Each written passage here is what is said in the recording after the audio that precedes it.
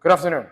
I am from the government team. From the motion, this House believes that school should expel student who committed a bullying case. A couple of framing from the government team is, this debate focuses on giving deterrence for the students who do bullying and as maximum punishment to show how serious the crime and its impact to them. As this motion is implemented, schools have done a few actions to prevent it.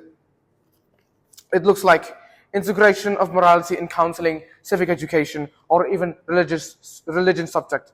In this case, the responsibility of the school to give education is already done, and the schools cannot be blamed without any clear reasons. B. Some seminar or warning has been done to prevent the case to happen, although if it is heard or not is dependent on the perpetrator. C. Even the school has called and discussed with the parents regarding the issue, or even any additional punishment like suspension doesn't work. This debate does not limit the setting of bullying. As long as it is committed by the students of related schools, this motion is applied. For instance, the bullying is done outside of schools. The bullying case also covers verbal and physical bullying.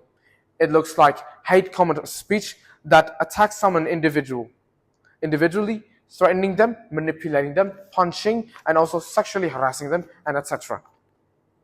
What is the stance in government team? We want to bring retributive justice instead of restorative justice. That is to say, we want to punish the students equally to harm or the impacts of the action. Expelling the students is the best to recover the criminal action, both doer and victim. Restorative justice, such as giving counseling and any educational approach, is done only for preventive action. Let's proceed to my arguments. First of all, why do we need to expel the students? A. It has failed two parameters of criminal action deserve to be punished. First of all, there is a valid and strong intention to harm. This is not only carried away by emotion, but a pure bad intention. Why is that? The students have a long way conflict with the victim.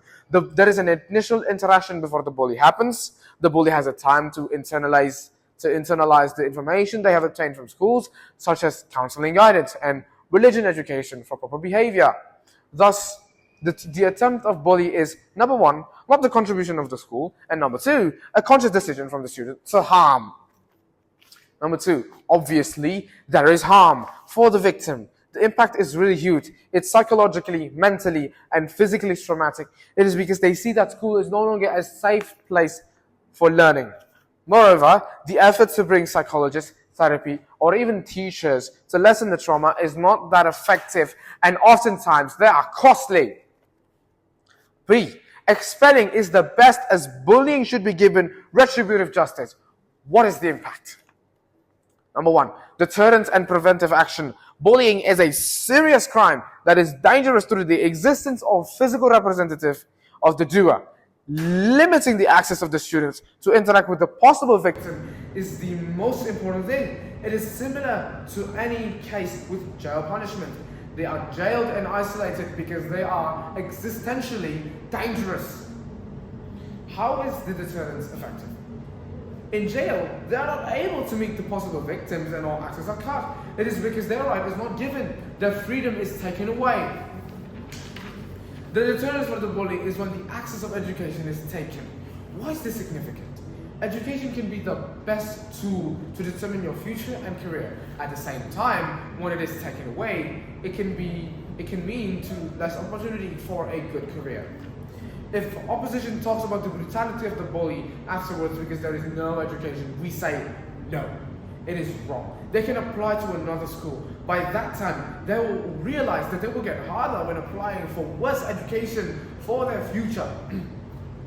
2, they have parents or family to control them. The family does not want their kids to fall for the second time. They will prioritize education and be way more cautious than they were before. 3, their surroundings and relatives also put eyes on the bully. They can constantly remind the bully about what they have done and what the impact of their doings. Preventive action, if they are expelled, they will not have access to interact with the victim. Even though, if they decided to take it up to social media, the victim may reject the follow, block, report, or deactivate their account to minimize the horror and terror of bullying. All this to say is, it is all dependent on the victim and the bully to make this stop. It is not a one-person job. It is a job for everybody. And that is all from me. Thank you.